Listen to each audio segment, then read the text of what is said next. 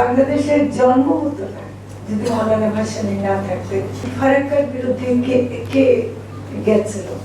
হ্যাঁ, মৌলানা ভাসানী গেছে। জামাতের নামাজ যারা পড়েন তাদের নামাজটা যেন বিঘ্নিত না হয় সেরকম একটা সময় করে মৌলানা ভাসানী টাঙ্গাইলকে সারা বিশ্বে পরিচিত করেছেন এবং মৌলানা ভাসানীর মতো নেতা টাঙ্গাইলে আছে। এটা টাঙ্গাইলের জন্য কত বড় একটা ব্যাপার। এটা শুধু টাঙ্গাইল না, এটা সারা বাংলাদেশের জন্য। বাংলাদেশের ইতিহাস উনি সৃষ্টি করেছেন। বাংলাদেশের জন্ম হতো না যদি মৌলানা ভাসানী না থাকতেন এবং তিনি মজলুম জননেতা ছিলেন। এবং আমরা যে ভারতের কথা বলছি, আজকে দেখেন যে ফারাক্কার বিরুদ্ধে কে গেছিল? হ্যাঁ, মৌলানা ভাসানী গেছিল। আজকে যে তাকে আমাদের কত দরকার ছিল, আমাদের আগামী প্রজন্ম কেন তাকে চিনবে না? এটা একমাত্র চেনার উপায় হলো পাঠ্যপুস্তকের মাধ্যমে দেয়া।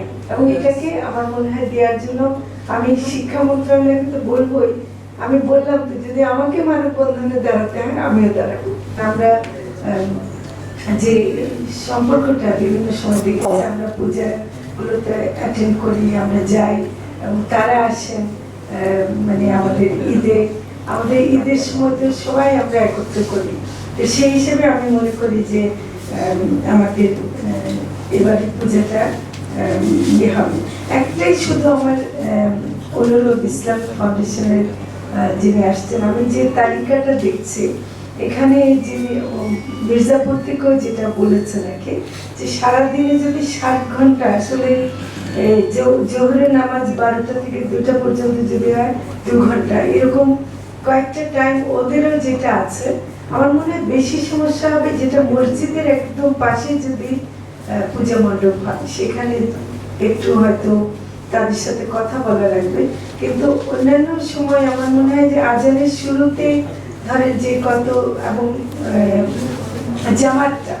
জামাতের নামাজ যারা পড়েন তাদের নামাজটা যেন বিঘ্নিত না হয় সেরকম একটা সময় করে। এটা আমার মনে হয় যে পরস্পরের মধ্যে কথা বলে আমরা নিশ্চয়ই করতে পারবো। 50 বছরের ওয়ারেন্টি আর বাহারি ডিজাইনের মুস্তাফা ইউপিভিসি ডোর। কাটিয়ে দিন নিশ্চিন্তে 50 বছর। Mustafa uPVC door, excellence with durability.